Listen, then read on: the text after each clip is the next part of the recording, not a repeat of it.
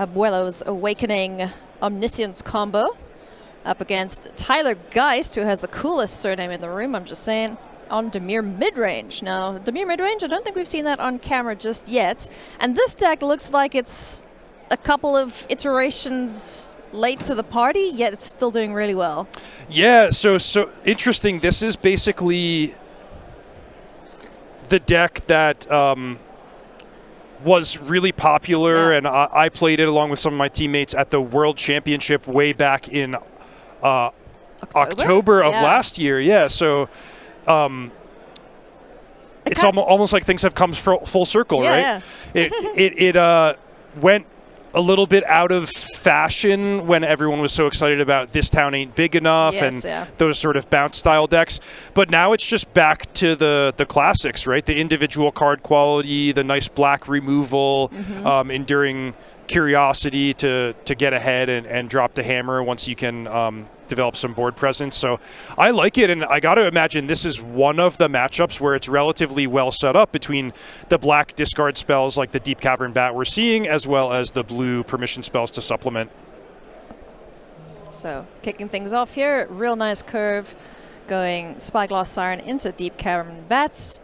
On the other side of things, we have Founding the Third Path, which is one of the ways that this deck is looking to win by/with. I still don't entirely understand how this combo works. I know you get Omniscience out and then you do a whole bunch of other things that eventually mills your opponent, maybe, but yeah, there's a lot going on here. Yeah, you've got the essence of it. It's basically you get Omniscience into play, and then a lot of really bad things happen for your opponent, and the rest is fairly academic at that point. But that's a quote for the weekend. Yeah, the actual killing blow has evolved over time. Folks are streamlining it as much as possible, reducing the number of slots that have to be devoted to win conditions. But yeah, that you can, if you ever have to face the Omniscience deck for the first time, you can sort of shortcut it as like, do not let them get Omniscience into play, because there's it's going to end badly for you one way or another. So all of the small critters taken care of by temporary lockdown, and a Deep Cavern Bats to follow up there for Tyler Geist. Zachary Kiihne, though, doesn't care too much about losing another card from hand because, well, stock up is just going to restock. Yeah, as a black discard spell player, that's sort of the nightmare hand that you can see when you play a discard spell or Deep Cavern Bat at Duress, is when they just have redundant card drawing. Yeah. It's like, okay, whatever I pick, they still get to spend their mana, and then the next time we check in, they're going to have a whole new hand of cards anyway. So kind of the redundancy of Zachary's hand and game plan proving pretty effective here. And on the other side of things, pretty fair magic for Tyler. I have this 3-drop, missing a couple land drops, speaking of those. But Preacher of the Schism hits the board now and can hopefully take advantage of the different modes on it. Unless Zachary just decides, I'm going to kill that. That's possible.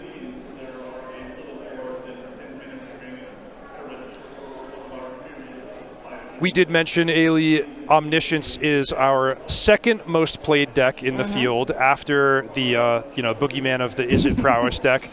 But the really great thing about this Omniscience deck is it's sort of a hybridized strategy where, it can get that quick turn 4 kill where you bin Omniscience, you bring it back with Abuelo's Awakening, you combo off. But in the meantime, it can also just play as an Azorius control deck, Temporary Lockdown, taking out your opponent's first 2 threats, multiple copies of Stock Up to keep the gas flowing. So, Tyler has to worry about the combo and not leave the shields down if possible, sideboard against it, bring in the Graveyard Hate. But in the meantime, Zachary's could just go, hey, I'm fine to play a fair and square game of Magic and doing a good job of it. Develop my hand and my game plan in that way. Yeah. Preacher of the Schism was taken out there with Get Lost, but his backup has arrived. A second copy of Preacher. Still no 4th land here for Tyler. And as this game goes on, Zachary's just going to get more and more card advantage, more and more mana to do stuff, and Tyler is not going to be able to do anything. Well, he's going to untap with a Preacher of the Schism, which is the most traction he's been able to get so far in the game. He'll get to draw a card, hopefully hit that 4th land drop, and then we'll see.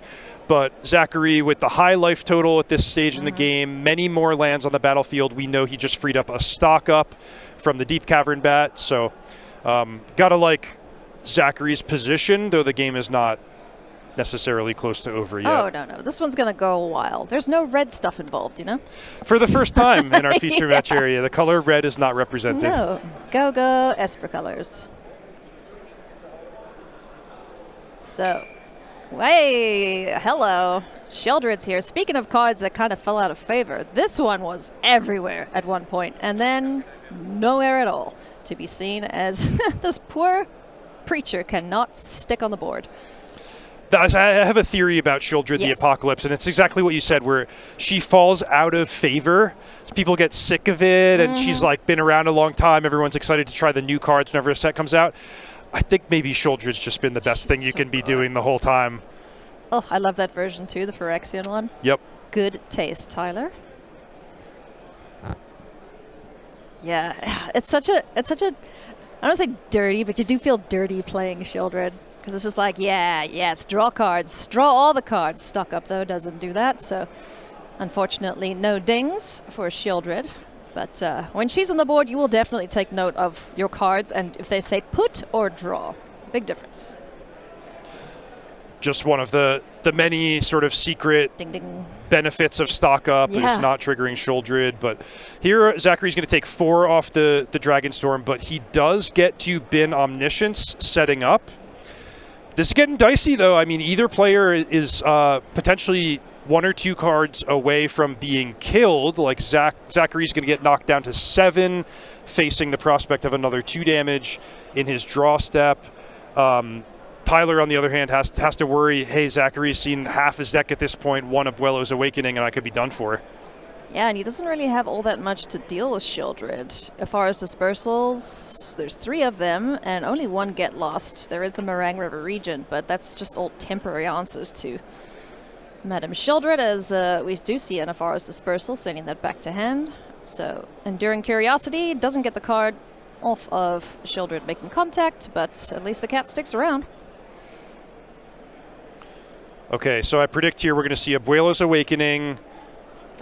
And Zachary there makes his first play Omniscience, which is crucial because the 1 interactive card Tyler could have at this point would be cut down to destroy the 1/1 Spirit and possibly give Zach a hard time. But with the redundant copy of Omniscience, there's almost no way that anything can fail to go right for Zachary. Oh, gosh. It's just going to be... Yeah, I mean, I guess there's a scenario where your top 10 cards are all lands, but for the most part, you just always see the Omniscience player win from this position. Then you could just blame the shuffler, right, if that's the case. Right. And we see Meringue River Region hit the board for free. Then we have another Roiling Dragonstorm just to refill the hand, grab more stuff, chuck whatever you don't need, and, choo-choo goes the train. Meringue River Regent, that is another absolute powerhouse from Tarkia Dragonstorm. So what's happening here, you might ask? Zachary bounced his own temporary lockdown to his hand, which freed up 2 Roiling Dragonstorms. That's what he's excited about. But in the meantime, Tyler gets to use the Deep Cavern Bat. So the player's just going through the motions here, but make no mistake, Zachary is basically going to win this game. Yeah. Here's a River Regent, which will automatically bounce the 2 Roiling Dragonstorms. He can bounce his other River Regent, and that's all she wrote. That's pretty powerful stuff there from this list. Again, not really caring all too much about what the opponents are doing, so long as keep your life total high, get the 2 cards you need, and off to the races you go. So sideboarding time now. What does Tyler need to do here to get a victory here in game number 2? The good news, if you're a fan of Tyler, is his sideboard is excellent for this matchup. Look, 2 Disdainful Stroke, 3 Duress, 1 Urtai Resurrected, even Fairy Mastermind, Tishana's Tidebinder, Kaito improving the ability to operate at instant speed and make Zachary's permission spells awkward. So Tyler's gonna really be able to configure his deck in a way that it's hateful for the combo deck and put the squeeze on Zachary. So it's going to be competitive. Zachary, of course, taking the first game, that is a massive advantage going into a best 2 out of 3 set. But Tyler's sideboard, I think, is going to make some moves towards equalizing the playing field. Awesome sauce. And then from Zachary's side, any major changes there? One of the other advantages of Dimir midrange in this matchup and many others is that it's more difficult to sideboard when you're facing a well-balanced sort of card quality-based deck like Dimir. When you go against Azorius Omniscience, it's obvious. It's like, okay, anything that counters a spell, anything that attacks the graveyard, duress, those are all just slam dunks. They're so good in the matchup. Whereas when you face Dimir, it's like, okay, well, I guess I want a little of everything. If Aura's Dispersal is not a great card, but it might be necessary if I want to keep my head above water. Some Temporary Lockdown gets some of their early aggression, but it doesn't get everything. So Zachary has the more challenging task of building a well-balanced configuration where he's going to be prepared for everything, whereas Tyler has the easier sideboarding where he can basically just stack rank his cards of how good or bad they are in the matchup and go with that. It kind of feels like when players would have to sideboard against Rakdos midrange from a couple years back, because again it was all just like good stuff .deck, no exact clear answer as to what you should bring in, what should come out. So yeah, lots of decisions there to be made about the sideboard, and lots of decisions to be made for you, friends, because there's a flash sale happening this weekend alongside the regional championship. So if you would like to get 10% off of select singles, go and check out what StarCityGames.com has to offer. Go and pick up stuff from the latest set because Target Dragon Storm is awesome. Go grab some staples for whichever format you want to play in, and maybe come and hang out with us at the next regional championships / Spotlight Series.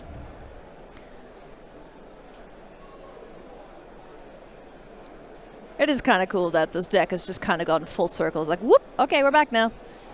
I mean, the most notable inclusion, I don't think it has anything from the new set. It's, maybe, no, no, nothing. One Spell Pierce from Ether Drift is about as much as you're going to get in the way of new innovation. If it ain't broke, don't fix it. Yeah, exactly. Yeah, Enduring Curiosity is one of my favorite cards from Duskmourn. Not just because it's a cat, but, that helps. Preacher of the Schism, we can note, has become a very desirable card in Dimir midrange, mono black demons, even some Orzhov decks, Golgari, whatever it might be. It just matches up well for toughness against most of the removal being either cut down if you're facing a black deck, or the various red burn spells that just cannot get that off the battlefield. So it's become a pretty nice 4 of sort of metagame choice in Dimir, whereas you might have seen it either not appearing or being split with some other 3-drop options in the past. Yep. Spyglass Siren kicking things off here for Tyler into game 2. Both players undefeated currently and would like to remain so. As Deep Cavern Bats, wow, deja vu. Going to take a look at the hand and nab something nasty out of there. I'm guessing Temporary Lockdown's getting got. That's a River Regent on the end there. Well, Temporary Lockdown's a really appealing choice because then, at least from the cards that you're seeing, Zachary wouldn't have any play to make until the 4th turn of the game. Now he's going to hope that at the top of his library delivers either a card drawing spell or something to sort of stem the bleeding.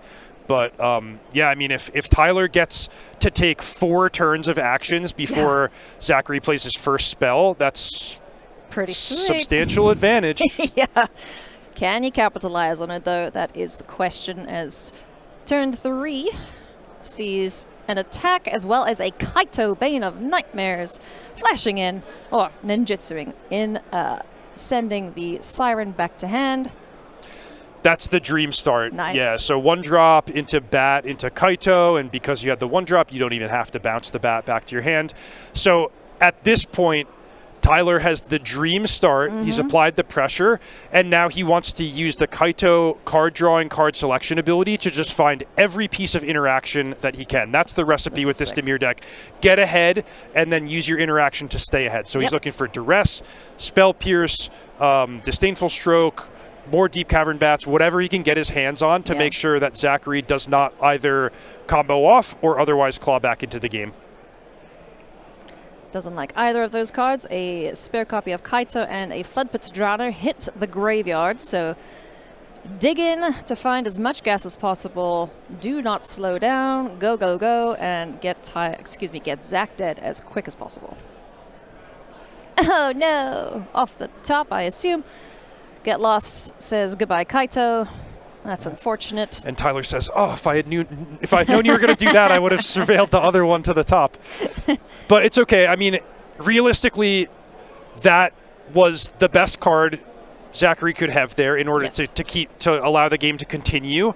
However, Tyler still gets out of it in a profitable situation. He gets the big hit. He gets the card advantage from the Kaito activation. He gets the 2 maps for his troubles. So he's doing fine. He's not crying about it, but it does, give a little bit of breathing room for Zachary to say, okay, now I'll use my 4 mana cards to try to get a little bit back into this.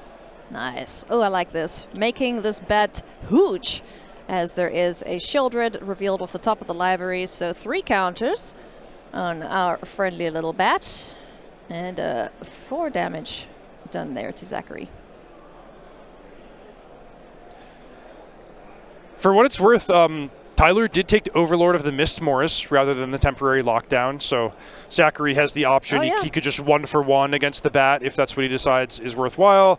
He could use Beza to sort of buffer the life total. So 4 life. I assume Zachary has more cards in hand, so just an elk and some life. This bat is doing its best here. Yeah, that was an interesting choice that Kiihne faced there. Certainly a non-obvious play. Yeah, the lockdown's face up. Meringue River region's still a while away. As I assume we're seeing Shieldred now. Does he have any cards in hand? Yeah, still 2 or 3.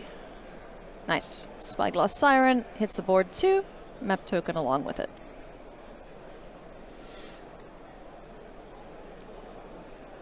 Things looking pretty good here so far for Tyler. And then out of nowhere, off the top rope. Oh my god. That's a Wellows music. Okay. That's to be expected as temporary lockdown takes care of the 2 small flyers, gets back the Overlord of the Mistmoors, and now Shieldred. Go on, make him draw 4 cards. Come on, do it. Tyler does have 2... potentially 2 Death Touch attackers if he was willing to fire up the Restless Reef. The nice thing about Shieldred being able to attack into Beza, unless he expects Ifara's Dispersal to get in the mix. But yeah, I mean, a lot of nice options available to the Dimir player. Zachary having to sweat if he does choose to take any damage here, going down to 5 against the active Shieldred. Looks like we are eyeing out that Restless Reef. Nope, something else. Floodpits Drowner, okay. Tippity tap, old Beza. Shieldred in for 4. Down to 5, down to effectively 3 on the draw step, unless he has removal before that.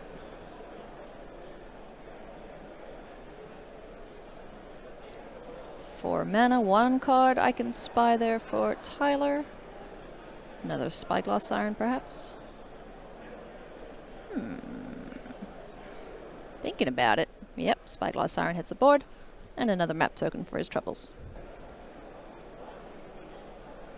He's doing a good job of keeping the pressure on. Okay. Land off the top. Courtesy of the Explorer on the map token. Let's see what Zachary can cobble together here to stay in this game number 2. I wonder if Tyler has been successful in finding a counter spell at any point. Yeah, I wonder. Lots of exploring and surveilling, and he only has a couple of counter spells, but he has had ample opportunity to find one. Yep. Okay. Zach can't find anything to deal with the pressure that Tyler had amassed there, so we're going to go to game number 3 here. How do you think? How are these players looking? It's competitive. I mean, I mentioned I do really like Tyler's post-sideboard configuration here. the full 4 copies of Duress after sideboarding, couple well-placed permission spells, resilient threats, and ones that have been sort of hand-picked to get around the commonly played removal spells. On the other hand, Zachary's deck is really effective. It's brought him to 6-0 here. He's a highly accomplished player. He gets to go first, which is not for nothing in this case. So I would not be surprised to see either player walk away from this table at 7-0. Well, we shall see shortly as soon as these players are done with sideboarding. But, in the meantime, why not go and check out Tarkir Dragonstorm?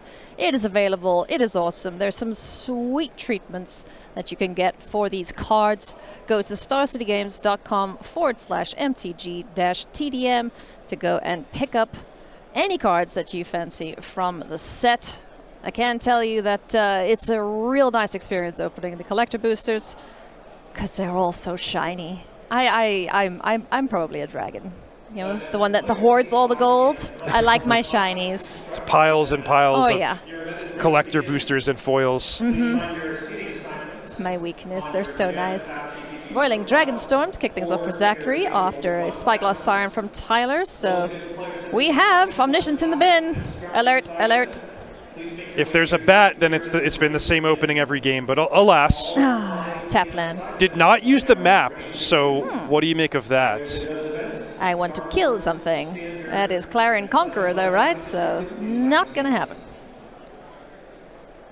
It's a surprising card to see coming off the sideboard for Zachary. Activated abilities. Okay, that's a shot of Kaito, I'm assuming. Yeah, and also just to be a 3/3 flying, especially you put your opponent in a tough spot where, my main deck is a spell-based, graveyard-based combo. You're going to bring in all your Duresses and Disdainful Strokes. Then I'm going to have this 3/3 creature that's bigger than everything. But Tyler, props. I mean, being prepared, kept to go for the throat in after sideboard, and there he's able to use it a pretty good effect. What go for the throat is that? I don't think I've seen that one. It's a very it's a fancy art. Turned the brightness all the way down on that one. Sure did.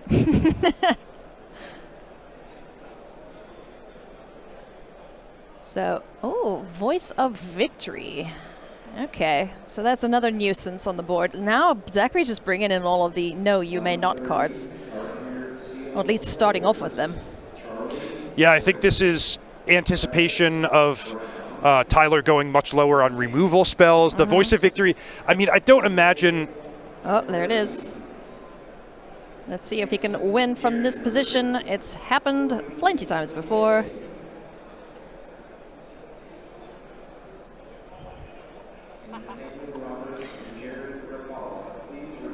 Stock up, able to dig. Everything is free now. This is what Magic would be like if you didn't have to worry about lands. You just dump everything on the board. Rolling Dragonstorm. Beza on the board. Oh boy, Morang River Regent. And here we go again. As we bounce shouldered back to hand so we don't accidentally kill ourselves if you're Zachary Kiihne's seat. Another Dragonstorm.